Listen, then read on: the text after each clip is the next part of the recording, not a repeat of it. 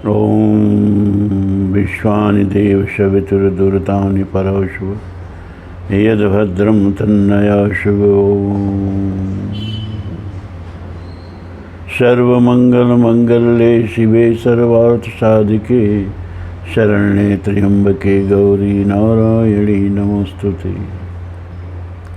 वर्णानाम अर्थसंघानाम रसानाम छंदसामपि मंगलानां च कर्तारो वंदे वाणी विनायको। यस्यांके च विभाति भूधरसुता देवापगा मस्तके भाले बालविधुर्गले च गरलं यस्योरशिव्यालराट्। सोऽयं भूतविभूषणः सुरवरः सर्वाधिपः सर्वदा सर्वः सर्वगतः शिवः शशिनिवः श्रीशङ्करः पातु माम्। शान्ताकारं भुजगशयनं पद्मनाभं सुरेशं विश्वाधारं गगनसदृशं मेघवर्णं शुभांगं लक्ष्मीकान्तं कमलनयनं योगभिर्ध्यानगम्यं वन्दे विष्णुं भवभयहरं सर्वलोकैकनाथम्।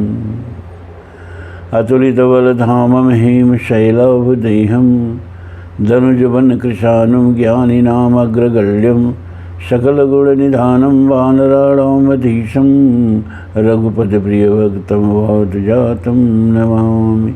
श्रीराम जय जय राम, श्रीराम जय जय राम। धर्म प्राण सत्संग प्रेमी सज्जनों, विवेक चूड़ामणि में शंकराचार्य जी कहते हैं, जगत गुरु शंकराचार्य, कि दुर्लभम त्रैवमेतद् देवानुग्रह हेतुकम मनुष्यत्वम मुमुक्षत्वम महापुरुष संश्रयम। तीन चीज़ बहुत दुर्लभ है और बड़ी कृपा जब देवताओं की होती है तो वो तीनों चीज़ें मिलती हैं। क्या? एक तो मनुष्य योनि में जन्म, और मनुष्य योनि में जन्म लेके इस जन्म मरण से की चक्र से मुक्त होने की इच्छा, भवसागर को पार करने की इच्छा, और इच्छा होने से क्या होगा? फिर सत्संगत, संतों का संग। तो प्रभु की कृपा है, आप लोगों को तीनों मिली है। हम भगवान से प्रार्थना कहते हैं कि हमारे शुभेच्छुक जनों को, सत्संगी भाइयों को तीन चीज़ प्रभु जरूर दीजिए। क्या? संपत्ति दीजिए। जीवन निर्वाह के लिए धर्म पूर्वक संपत्ति कमाना बहुत ज़रूरी है, यह एक पुरुषार्थ है।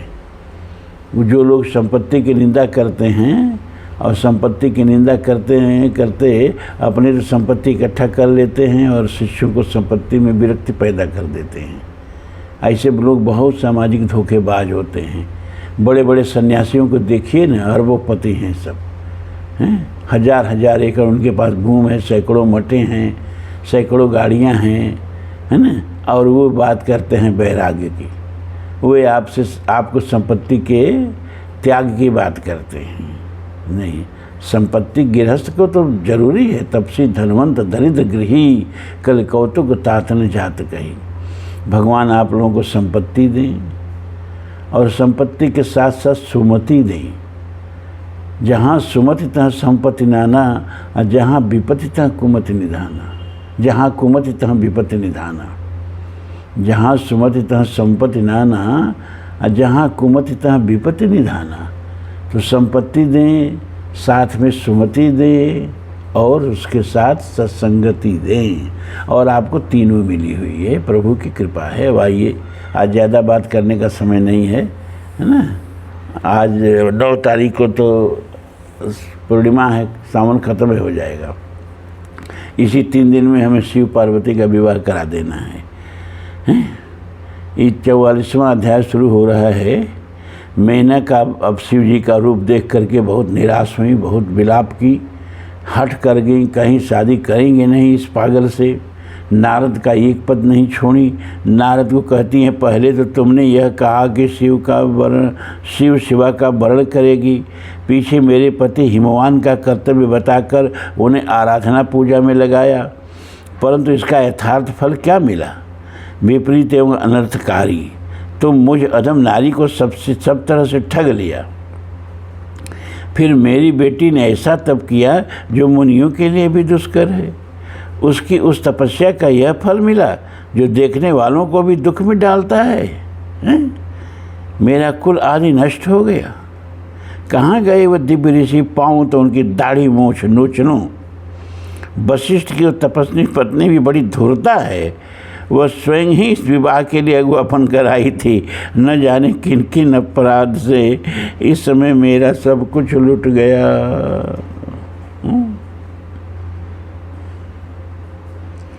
अब नारद समझा रहे हैं, पतिव्रते तुम्हें पता नहीं है, वास्तव में भगवान शिव का रूप बड़ा सुंदर है। उन्होंने लीला से ऐसा रूप धारण कर लिया। आपकी पुत्री के अत्यंत दुस्सह तप को देखकर इन भक्त वत्सल प्रभु ने कृपा पूर्वक उन्हें दर्शन और श्रेष्ठ वर दिया था। यह सुनकर मेना ने देवताओं से बारंबार अत्यंत विलाप करके कहा, शिव का रूप बड़ा भयंकर है। मैं उन्हें अपनी पुत्री नहीं दूंगी। आप सब देवता प्रपंच करके क्यों मेरी इस कन्या के उत्कृष्ट रूप को व्यर्थ करने पर उद्यत हुए हो?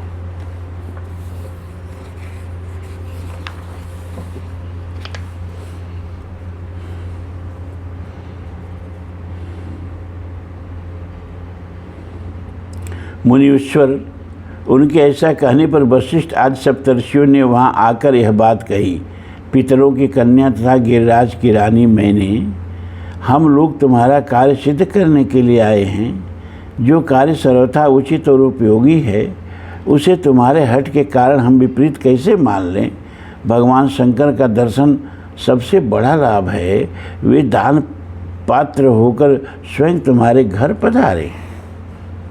हिमालय भी समझा रहे हैं, प्रिय मैंने मेरी बात सुनो, तुम इतनी व्याकुल क्यों हो गई? देखो तो कौन कौन से महात्मा तुम्हारे घर पधारे हैं। तुम इनकी निंदा क्यों करती हो? भगवान शंकर को तुम भी जानती हो, किंतु नाना रूप वाले शंभु के विकट रूप को देखकर घबरा गई हो।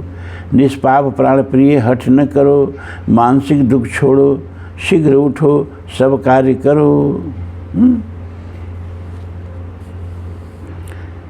इस बात को सुनकर शिवा की माता मेना हिमालय से बोली, नाथ मेरी बात सुनिए और सुनकर आपको वैसा ही करना चाहिए। आप अपनी पुत्री पार्वती के गले में रस्सी बांधकर इसे बेखटक पर्वत से नीचे गिरा दीजिए। परंतु मैं इसे हर के हाथ नहीं दूंगी। अथवा नाथ अपनी इस बेटी को ले जाकर निर्दयता पूर्वक समुद्र में डुबा दीजिए। गिरिराज, ऐसा करके आप पूर्ण सुखी हो जाइए। स्वामिन, यदि विकट रूपधारी रुद्र को आप पुत्री दे देंगे तो मैं निश्चय ही अपना शरीर त्याग दूंगा। विष्णु भगवान अब मेना को समझाने लगे, देवी तुम पितरों की मानसी पुत्री एवं उन्हें बहुत सी प्यारी हो, साथ ही गिरिराज हिमालय की गुणवती पत्नी हो। इस प्रकार तुम्हारा संबंध साक्षात ब्रह्मा जी के उत्तम कुल से है। संसार में तुम्हारे सहायक भी ऐसे ही हैं। तुम धन्य हो, मैं तुमसे क्या कहूँ। तुम तो धर्म की आधारभूता हो, फिर भी धर्म का त्याग कैसे कर सकती हो? तुम अच्छी तरह सोचो तो सही। संपूर्ण देवता, ऋषि, ब्रह्मा जी और मैं सभी लोग विपरीत बातें ही क्यों कहेंगे? तुम शिव को नहीं जानती। वे निर्गुण भी हैं, सगुण भी हैं, कुरूप भी हैं, स्वरूप भी हैं, सबके शिव्य तथा सत्पुरुषों के आश्रय हैं। उन्हीं दोनों सद्गुण रूप में मेरी तथा ब्रह्मा की उत्पत्ति हुई है। फिर लोगों का हित करने के लिए वे स्वयं भी रुद्र रूप से प्रकट हुए हैं। तदनंतर वेद, देवता तथा स्थावर जंगम रूप से जो कुछ दिखाई देता है वह सारा जगत भी भगवान शंकर से ही उत्पन्न हुआ है। अतः हिमाचल की पत्नी, तुम दुख छोड़ो और शिव का भजन करो। इससे तुम्हें महान आनंद प्राप्त होगा और तुम्हारा सारा क्लेश मिट जाएगा। ब्रह्मा जी कहते हैं, नारद श्री विष्णु के द्वारा इस प्रकार समझाई जाने पर मीना का मन कुछ कोमल हुआ, परंतु शिव को कन्या न देने का हठ उन्होंने तब भी नहीं छोड़ा। शिव की माया से मोहित होने के कारण ही उन्होंने ऐसा दुराग्रह किया था। उस समय मेना ने शिव के महत्व को स्वीकार कर लिया। कुछ ज्ञान हो जाने पर उन्होंने श्री हरि से कहा, यदि भगवान शिव सुंदर रूप धारण कर लें तो मैं उन्हें अपनी पुत्री दे सकती हूँ। अन्यथा कोटि उपाय करने पर भी नहीं दूंगी। यह बात मैं सच्चाई और दृढ़ता के साथ कह रही हूँ। ऐसा कहकर दृढ़तापूर्वक उत्तम व्रत का पालन करने वाली मेना शिव की इच्छा से प्रेरित हो चुप हो गई। धन्य है शिव की माया जो सबको मुंह में डाल देती है। ब्रह्मा जी कहते, नारद, इसी समय भगवान विष्णु से प्रेरित हो तुम शीघ्र ही भगवान शंकर को अनुकूल बनाने के लिए उनके निकट गए। वहाँ जाकर देवताओं का कार्य सिद्ध करने की इच्छा से नाना प्रकार के स्तोत्रों द्वारा तुमने रुद्र को संतुष्ट किया। तुम्हारी बात सुनकर शंभु ने प्रसन्नतापूर्वक अद्भुत उत्तम एवं दिव्य रूप धारण कर लिया। ऐसा करके उन्होंने अपने दयालु स्वभाव का परिचय दिया। मुनि भगवान शंभु का वह स्वरूप कामदेव से भी अधिक सुंदर तथा लावण्य परम आश्रय था। उनका दर्शन करके तुम बड़े प्रसन्न हुए और उस स्थान पर गए जहाँ सबके साथ मेना विद्यमान थी।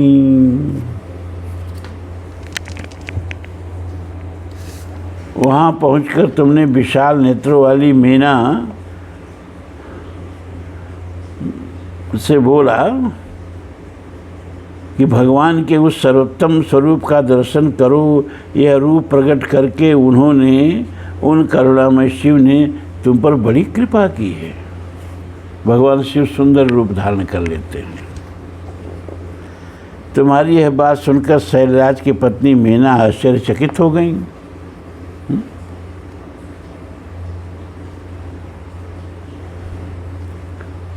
उन्होंने शिव के उस परम आनंददायक रूप का दर्शन किया जो करोड़ों सूर्यों के समान तेजस्वी, सर्वांग सुंदर, विचित्र वस्त्रधारी तथा नाना प्रकार के आभूषणों से विभूषित था।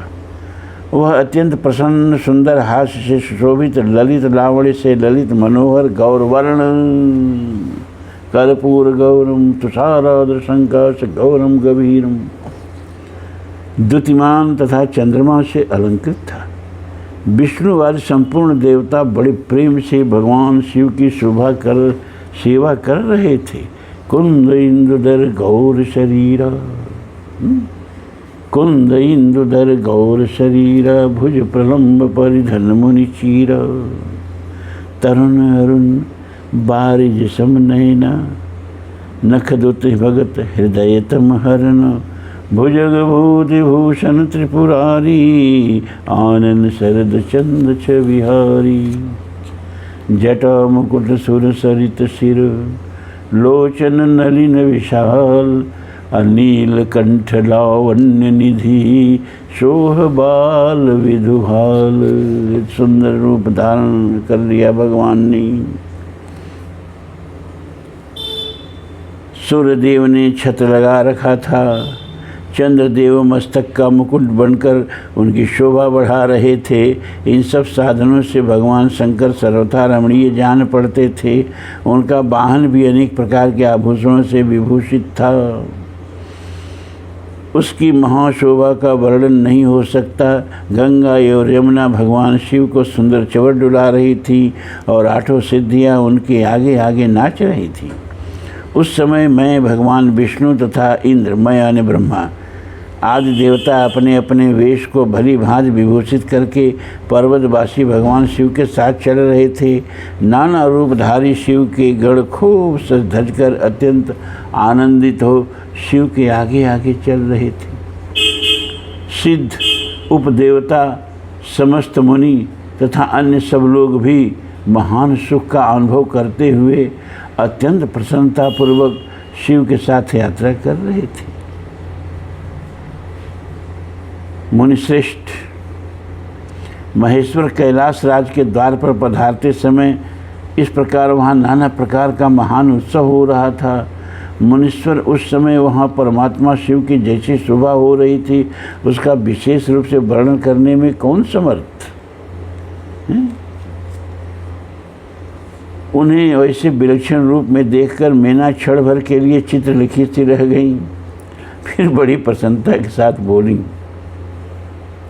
महेश्वर, मेरी पुत्री धन्य है जिसने बड़ा भारी तप किया और उस तप के प्रभाव से आप मेरे इस घर में पधारे।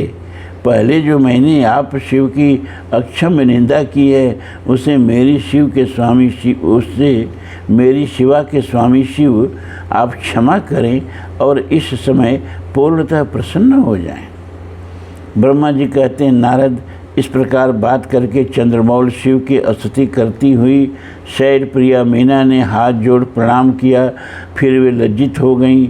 इतने में ही बहुत से पूर्ववासी स्त्रियां भगवान शिव के दर्शन की लालसा से अनेक प्रकार के काम छोड़कर वहां आ पहुंची। जो जैसे थी वैसे ही अस्त व्यस्त रूप में दौड़ आई। भगवान शंकर का वह मनोहर रूप देखकर वह सब मोहित हो गई। पूर्वासनियों ने कहा, ओ हिमवान के नगर में निवास करने वाले लोगों के नित्य आज सफल हो गए। तपस्या के बिना मनुष्य के लिए शंभु का दर्शन दुर्लभ है। भगवान शंकर के दर्शन मात्र से ही सब लोग कृतार्थ हो गए।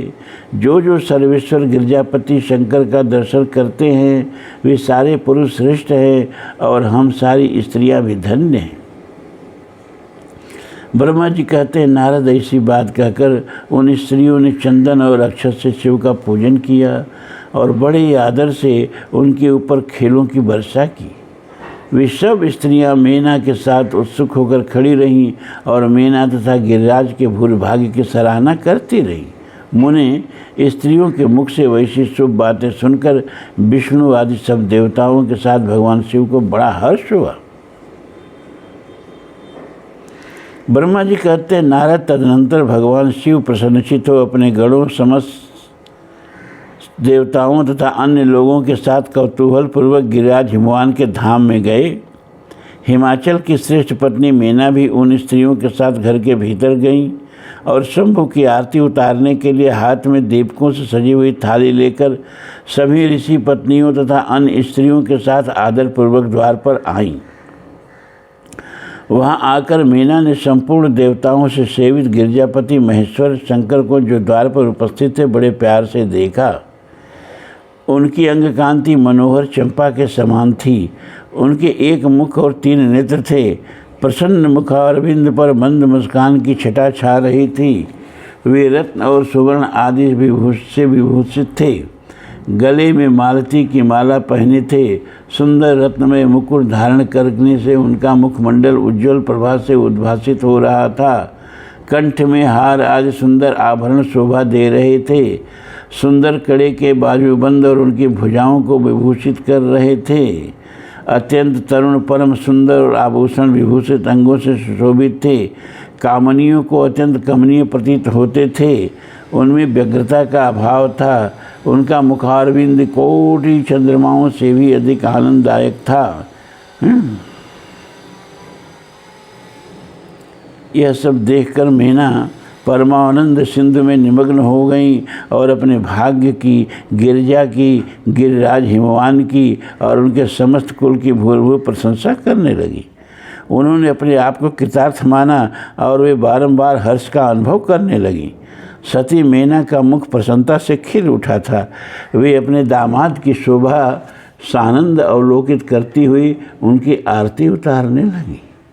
वहाँ आई हुई युवतियों ने भी वर के मनोहर रूप की भूरी भूरी प्रशंसा की और वे बोली, गिरजा नंदनी शिवा धन्य है, धन्य है। कुछ कन्याएं कहने लगी, दुर्गा तो साक्षात भगवती है। कुछ दूसरी कन्याएं महारानी मेना से बोली, हमने तो कभी ऐसा वर नहीं देखा है और न कभी ध्यान में ही ऐसे वर का अवलोकन किया है। इन्हें पाकर गिरजा धन्य हो गई।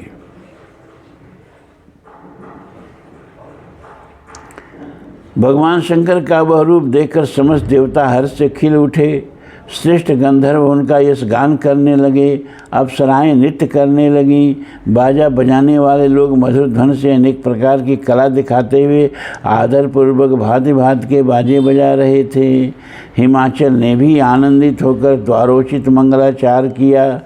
समस्त नारियों के साथ मेना ने भी महान उत्सव मनाते हुए वर का परीक्षण किया।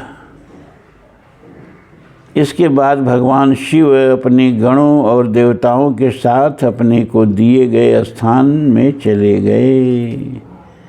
इस बीच गिरजा के अंतःपुर की स्त्रियां दुर्गा को साथ ले कुलदेवी की पूजा के लिए बाहर निकली। वहाँ देवताओं ने, जिनकी पलकें कभी नहीं गिरती थी, प्रसन्नतापूर्वक पार्वती को देखा। उनकी अंग कांति नील अंजन के समान थी। वे अपने मनोहर अंगों से ही विभूषित थीं। उनका कटाक्ष केवल भगवान त्रिलोचन पर ही आदरपूर्वक पड़ता था। दूसरे किसी पुरुष की ओर उनके नेत्र नहीं जाते थे। उनका प्रसन्न मुख मंद मुस्कान से सुशोभित था। वे कटाक्षपूर्ण दृष्टि देखती थी और बड़ी मनोहारिणी जान पड़ती थी।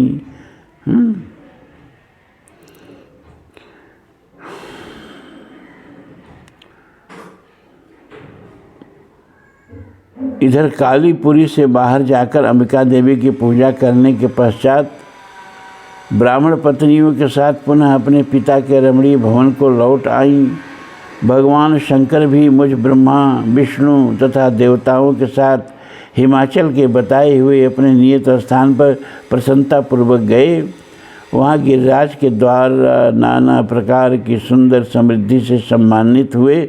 सब लोग सुखपूर्वक ठहर गए और भगवान शिव की सेवा करने लगे।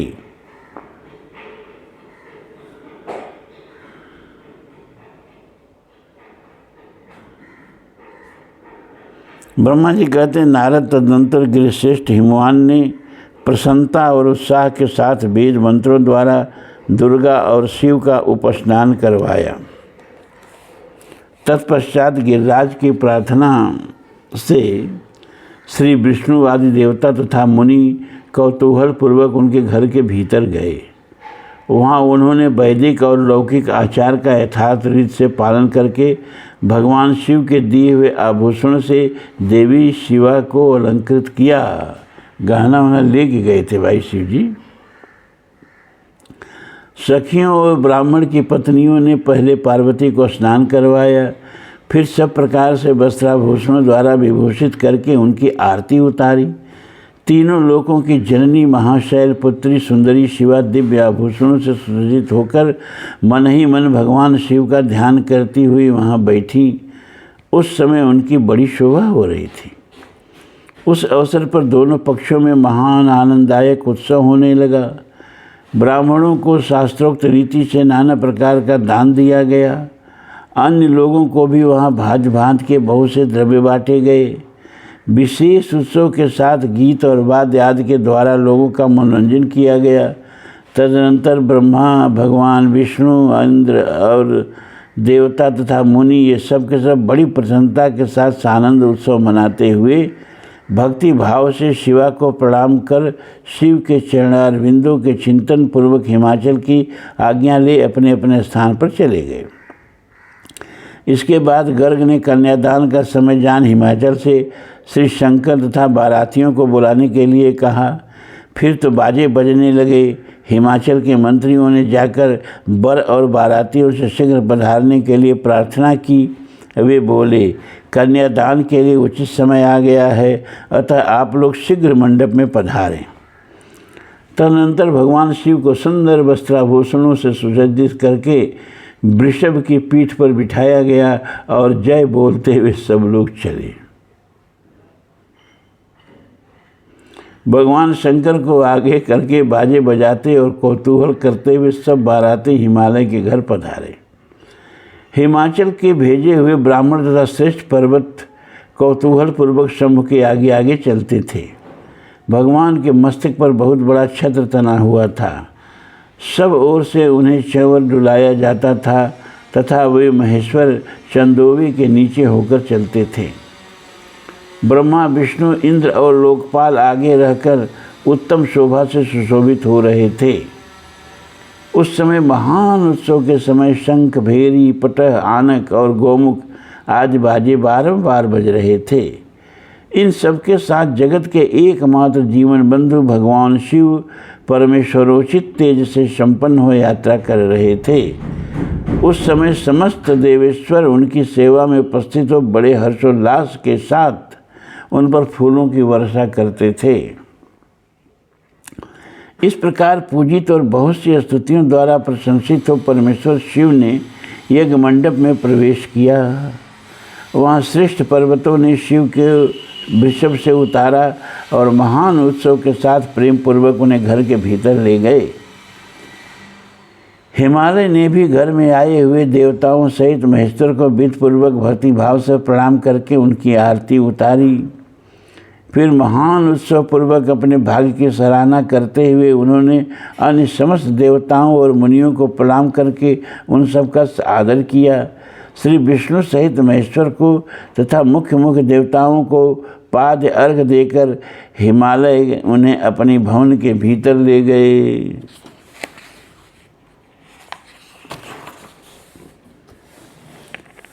और आंगन में रत्नमय सिंहासन के ऊपर मुझको यानी ब्रह्मा को, विष्णु को, शंकर जी को तथा अन्य विशिष्ट व्यक्तियों को बिठाया। उस समय मेना ने अपनी सखियों, ब्राह्मण पत्नियों तथा अन्य पुरंधरियों के साथ आकर सानंद आरती उतारी। कर्मकांड के ज्ञाता पुरोहित महात्मा शंकर के लिए मधुपर्क पूजन आदि जो जो आवश्यक कृत्य थे उन सबको सहर्ष संपन्न किया। फिर मेरे कहने से पुरोहित ने प्रस्ताव के अनुरूप उत्तम मंगलमय कार्य आरंभ किया।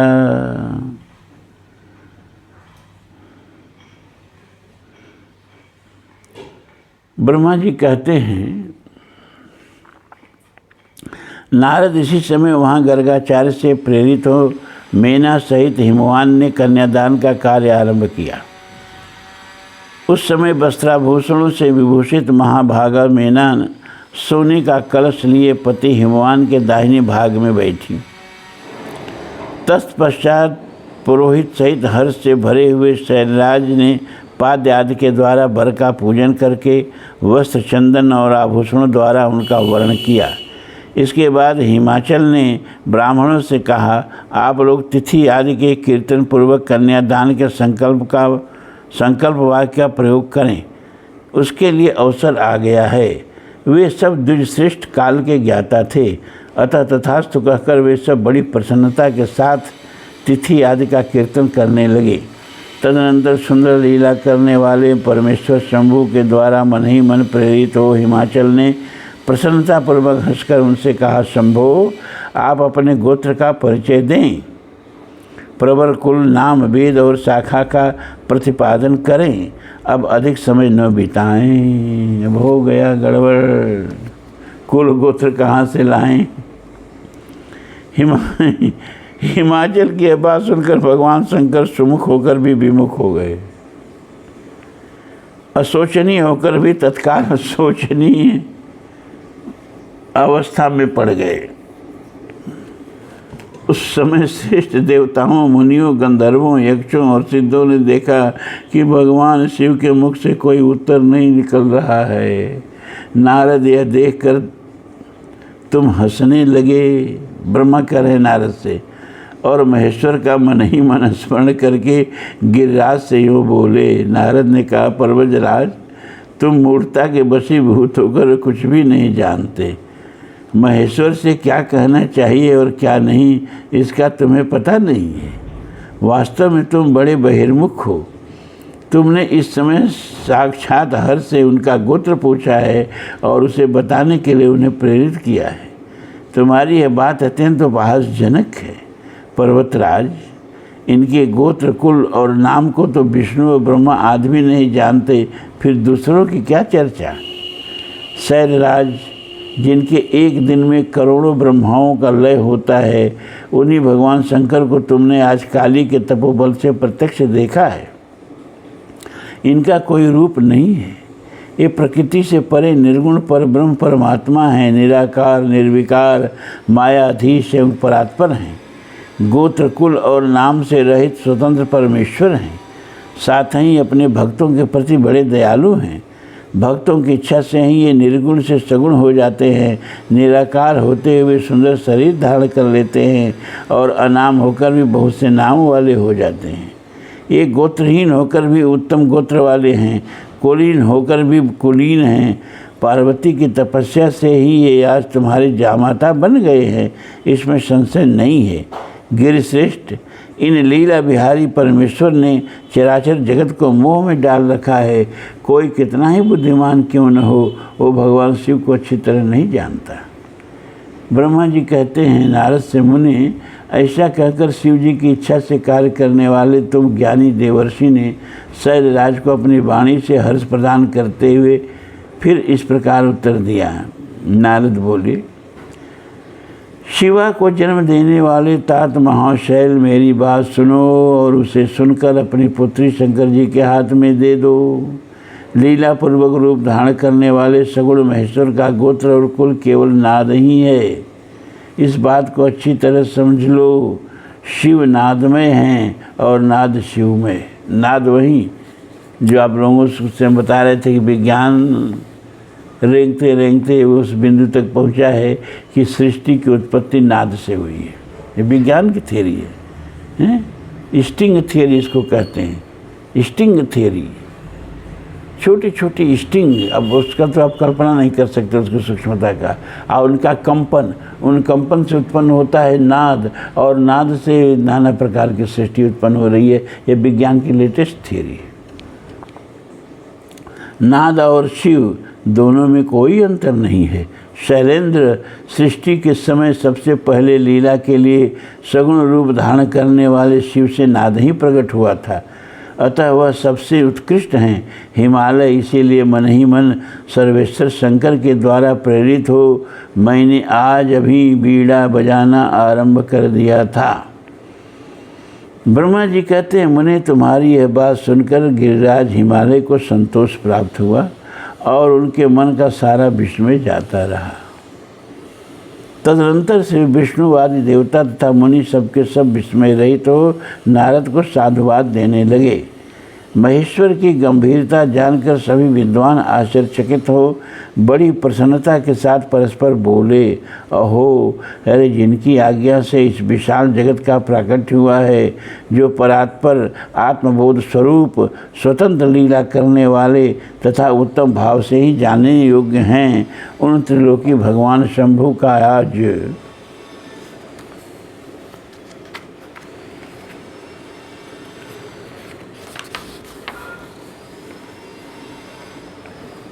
हम लोगों ने भली भांति दर्शन किया है।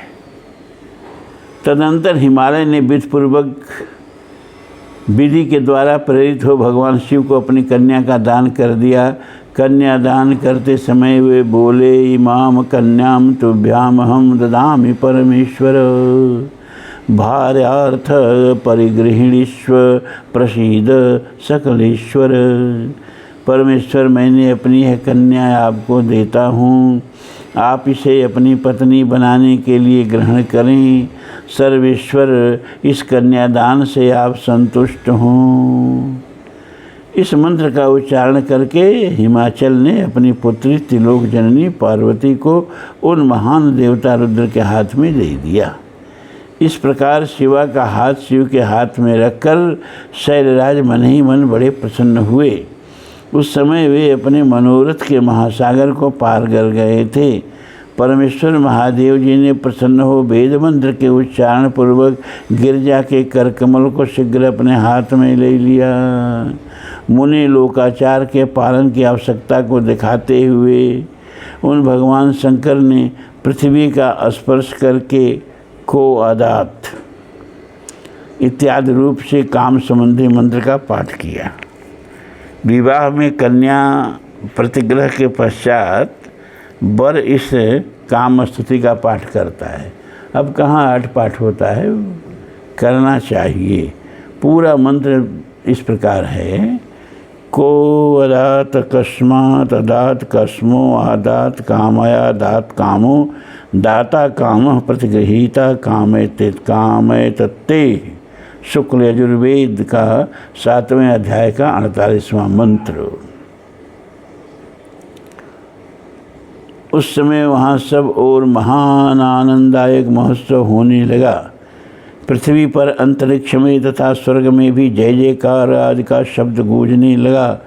सब लोग अत्यंत हर्ष से भरकर साधुवाद देने और नमस्कार करने लगे। गंधर्व गण प्रेम पूर्वक गाने लगे और अप्सराएं नृत्य करने लगी।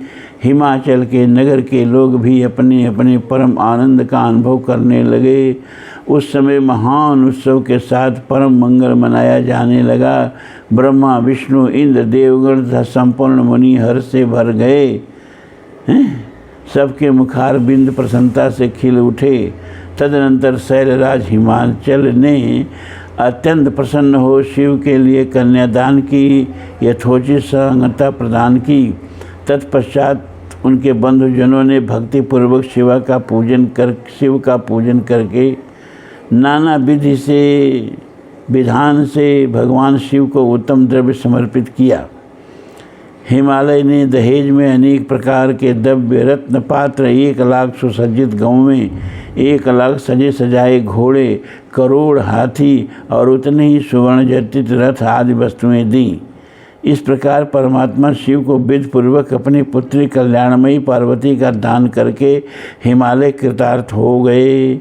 इसके बाद शैलराज ने यजुर्वेद की माध्यन्दिन शाखा में वर्णित स्तोत्र के द्वारा दोनों हाथ जोड़कर प्रसन्नतापूर्वक उत्तम वाणी में परमेश्वर शिव की स्तुति की। तत्पश्चात वेदवेत्ता हिमाचल के आज्ञा देने पर मुनियों ने बड़े उत्साह के साथ शिवा के सिर पर अभिषेक किया और महादेव जी का नाम लेकर उस अभिषेक की विधि पूरी की। मुनि उस समय बड़ा आनंददायक महोत्सव हो रहा था। अब कल इस विवाह का उपसंहार करेंगे। आज का तो ये एपिसोड कल आपको मिलेगा और कल जो एपिसोड बनाएंगे वह ठीक रक्षाबंधन के दिन, सावन पूर्णिमा के दिन, उस दिन शिव और पार्वती का विवाह पूर्ण होगा। और आप लोगों का यह परम सौभाग्य कि सावन भर आपने शिव पुराण सुना और शिव पार्वती के विवाह के साथ श्रावण की समाप्ति होगी। और भगवान करें कि आप लोगों का वर्ष, आप लोगों का जीवन यह मंगल से भरता रहे। ओम पूर्णमदः पूर्णमिदं पूर्णात् पूर्णमुदच्यते पूर्णस्य पूर्णमादाय पूर्णमेवावशिष्यते। सर्वे भवन्तु सुखिनः, सर्वे सन्तु निरामया, सर्वे भद्राणि पश्यन्तु मा कश्चित् दुःखभाग् भवेत्। अस्दो मा सद्गमय, तमसो मा ज्योतिर्गमय, मृत्योर्मामृतं गमय। ओम शांति शांति शांति। धर्म की जय हो, अधर्म का नाश हो, प्राणियों में सद्भावना हो, विश्व का कल्याण हो। हर हर महादेव।